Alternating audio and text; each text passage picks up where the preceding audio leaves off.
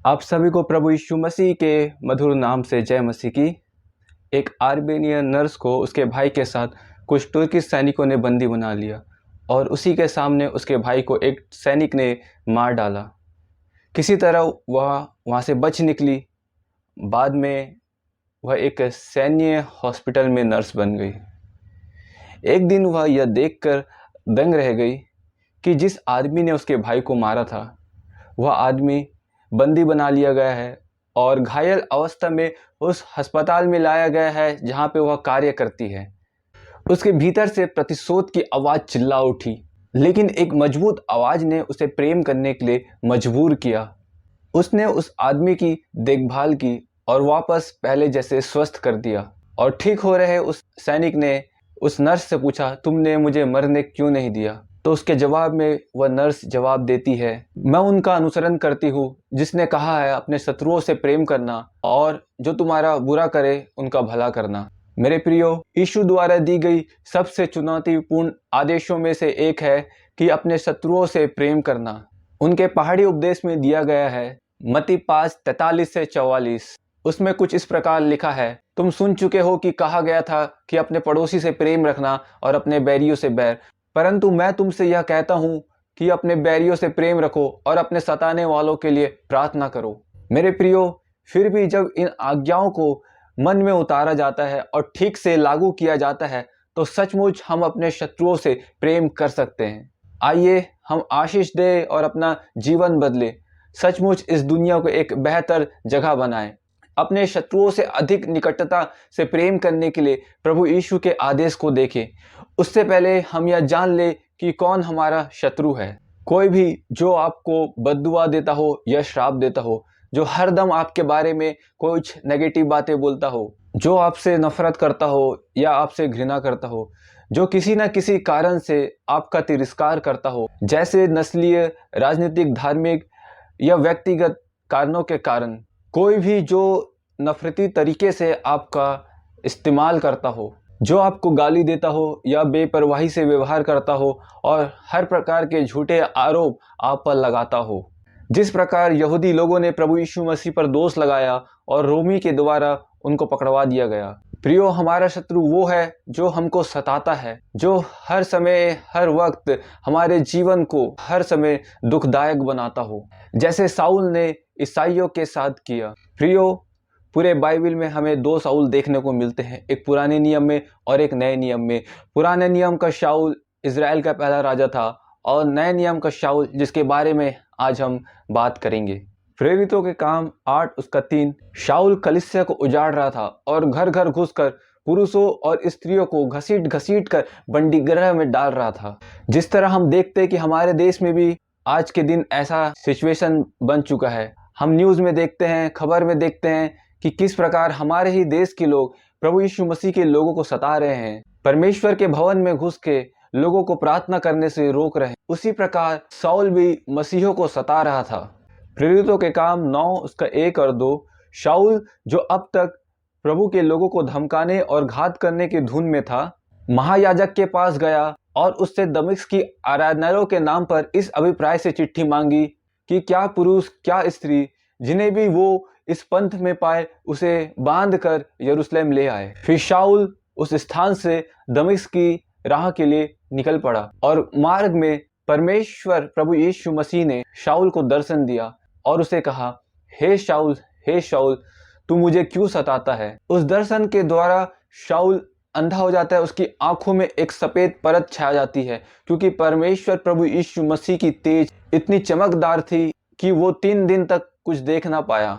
और इस प्रकार शाऊल अपना जीवन प्रभु यीशु मसीह को देता है और उसका हृदय परिवर्तन हो जाता है। अब उसका जीवन एकदम विपरीत हो जाता है। पहले वो मसीहों को सताता था, अब वह मसीह के नाम से सताया जाता है।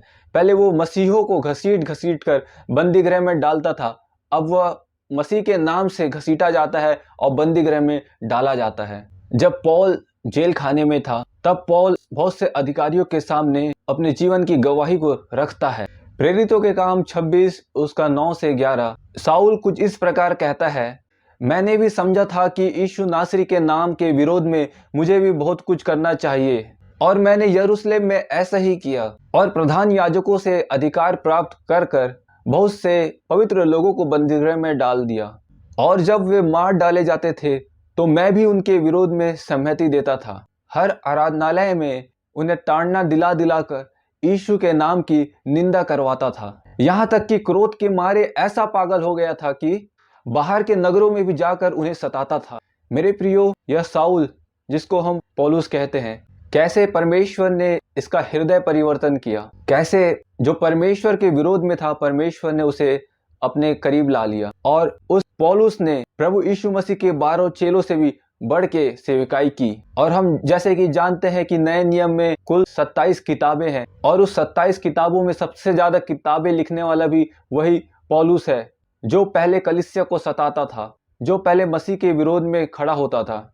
मेरे प्रियो, हमारा शत्रु कोई भी हो सकता है, जैसे हमारा परिवार का कोई सदस्य, पड़ोसी, सहकर्मी, साथी नागरिक या कोई गवर्नमेंट का रिप्रेजेंटेटिव, या दूसरे शब्दों में ये कहे कि ऐसा व्यक्ति जो हमें पसंद नहीं करता हो। मेरे प्रियो, आइए हम अब देखें कि हम अपने शत्रुओं से प्रेम क्यों करें। परमेश्वर पिता की तरह बनने के लिए, हमारे स्वर्ग पिता के पुत्र और पुत्री होने के लिए यह अवश्य है कि हम अपने शत्रुओं से प्रेम करें। मत्ती 5:45 और 48 कहता है, जिससे तुम अपने स्वर्ग पिता की संतान ठहरोगे, क्योंकि वह भले और बुरे दोनों पर अपना सूर्य उदय करता है और धर्मी और अधर्मी दोनों पर अपना मेह बरसाता है। इसलिए चाहिए कि तुम सिद्ध बनो जैसा तुम्हारा स्वर्गीय पिता सिद्ध है, जो पापियों और ऐसे लोगों पर भी कृपालु है जो कभी धन्यवाद नहीं करते। परमेश्वर अपने प्रेम की भलाई हम पर इस रीति से प्रकट करते हैं कि जब हम पापी ही थे तभी मसीह हमारे लिए मरा, कि बैरी होने की दशा में उसके पुत्र की मृत्यु के द्वारा हमारा मेल परमेश्वर के साथ हुआ। उसने अब उसकी शारीरिक देह के मृत्यु के द्वारा हमारा भी मेल कर लिया है, ताकि हमें अपने सम्मुख पवित्र, निष्कलंक और निर्दोष बनाकर उपस्थित करे। मेरे प्रियो, पापियों से विपरीत होने के लिए हमें अपने शत्रुओं से प्रेम करना है। यदि हम अपने प्रेम रखने वालों ही से प्रेम रखेंगे तो हमारे लिए कौन सा फल होगा। इफिसियों 5:1 और 2 में संत पौलुस कुछ इस प्रकार कहते हैं, इसलिए प्रिय बालकों के समान परमेश्वर का अनुसरण करो और प्रेम में चलो, जैसे मसीह ने तुमसे प्रेम किया और हमारे लिए अपने आप को सुखदायक सुगंध होने के लिए परमेश्वर के आगे भेंट करके बलिदान कर दिया। मेरे प्रियो, बुराई पर काबू पाने के लिए हमें अपने शत्रुओं से प्रेम करना जरूरी है। बुराई को अपने ऊपर हावी होने नहीं देना है। रोमियो 12:20 और 21 कहता है, परंतु यदि तेरा बैरी भूखा है तो उसे खाना खिला, यदि प्यासा है तो उसे पानी पिला, क्योंकि ऐसा करने से तू उसके सिर पर आग के अंगारे का ढेर लगाएगा।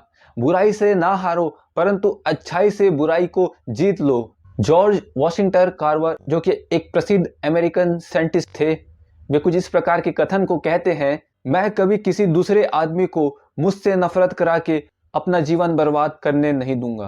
Richard Nixon, ex president of America, जो कहते हैं, जो आपसे नफरत करते हैं वे तब तक नहीं जीतते जब तक आप उनसे नफरत नहीं करते। हमें अच्छाई करके बुराई पर विजय प्राप्त करना है। अब्राहम लिंकन कहते हैं कि क्या मैं अपने शत्रुओं से मित्रता करके उनका नाश नहीं करता। प्रेम ही एकमात्र ऐसी शक्ति है जो शत्रुओं को मित्र में बदलने में सक्षम है।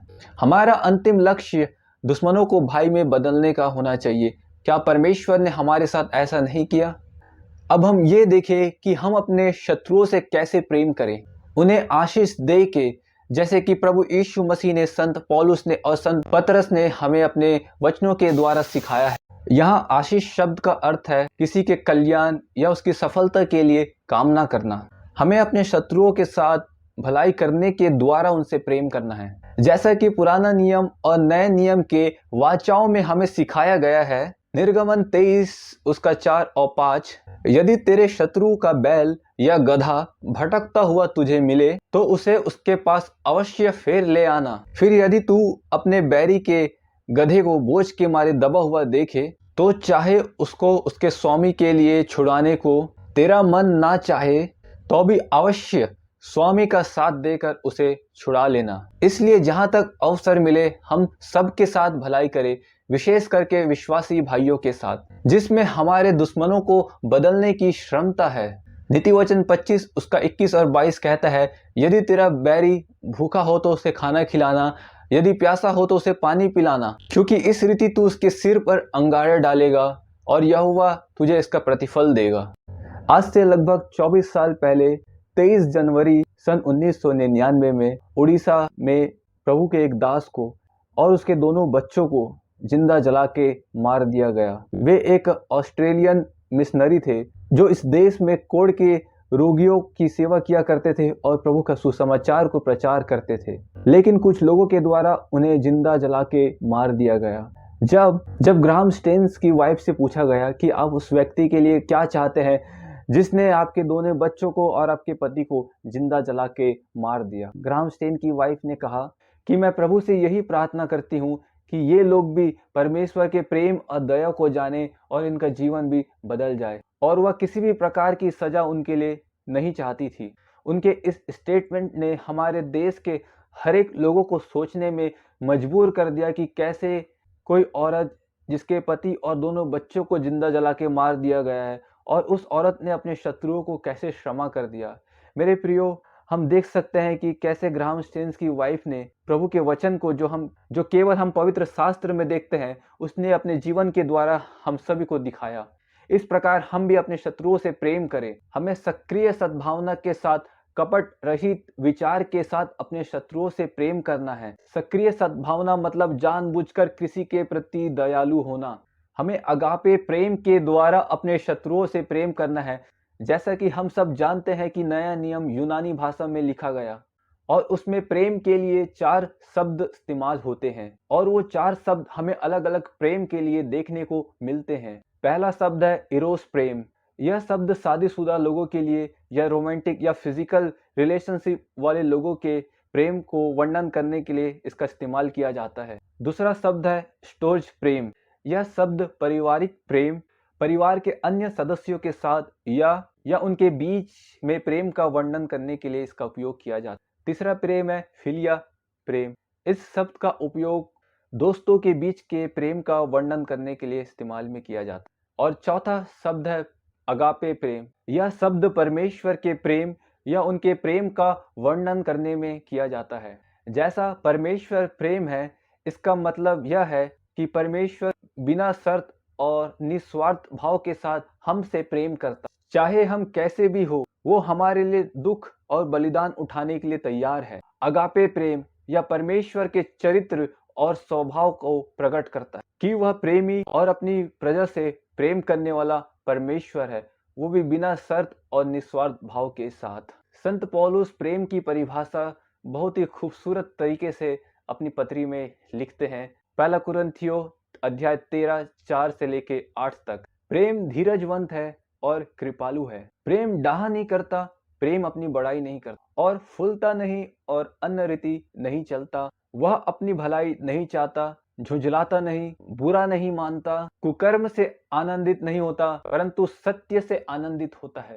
वह सब बातें सह लेता है, सब बातों की प्रतीति करता है, सब बातों की आशा रखता है, सब बातों में धीरज धरता है। प्रेम कभी टलता नहीं। भविष्यवाणियां हो तो समाप्त हो जाएगी, भाषाएं हो तो जाती रहेंगी, ज्ञान हो तो मिट जाएगा। मेरे प्रियो, अपने शत्रुओं के साथ इस तरह प्रेम करने की कल्पना करें। हमें यह आज्ञा नहीं मिला है कि हम अपने शत्रुओं से अपने हृदय में स्नेह रखते हुए उनसे प्रेम करें। हमें आज्ञा दी गई है कि हम अपने शत्रुओं से इच्छा शक्ति के कार्यों के द्वारा प्रेम करें, उनके प्रति सकारात्मक दृष्टिकोण और दया का प्रदर्शन करें, उन्हें आशीष दे, उनका भला करें और उनके लिए प्रार्थना करें, क्योंकि हमारे पास परम प्रधान की संतान होने का कर्तव्य और विशेष अधिकार, क्योंकि हम भी पहले निर्बुद्धि और आज्ञा ना मानने वाले और भ्रम में पड़े हुए और विभिन्न प्रकार की अभिलाषाओं और सुख विलास के दासत्व में थे और बैर भाव और डाह करने में जीवन व्यतीत करते थे और घृणित थे और एक दूसरे से बैर रखते थे। पर जब हमारे उद्धारकर्ता परमेश्वर की कृपा और मनुष्यों पर उसका प्रेम प्रकट हुआ, तो उसने हमारा उद्धार किया, और यह धर्म के कामों के कारण नहीं जो हमने आप किए, पर अपनी दया के द्वारा नए जन्म के स्नान और पवित्र आत्मा के हमें नया बनाने के द्वारा हुआ, जिसे उसने हमारे उद्धारकर्ता मसीह यीशु के द्वारा हम पर अधिकाई से उंडेला, जिससे हम उसके अनुग्रह से धर्मी ठहर कर अनंत जीवन की आशा के अनुसार वारिस बने। परमेश्वर पिता आज के वचन के द्वारा आप सभी को बहुतायत से आशीष प्रदान करे। आप सभी को प्रभु यीशु मसीह के नाम से जय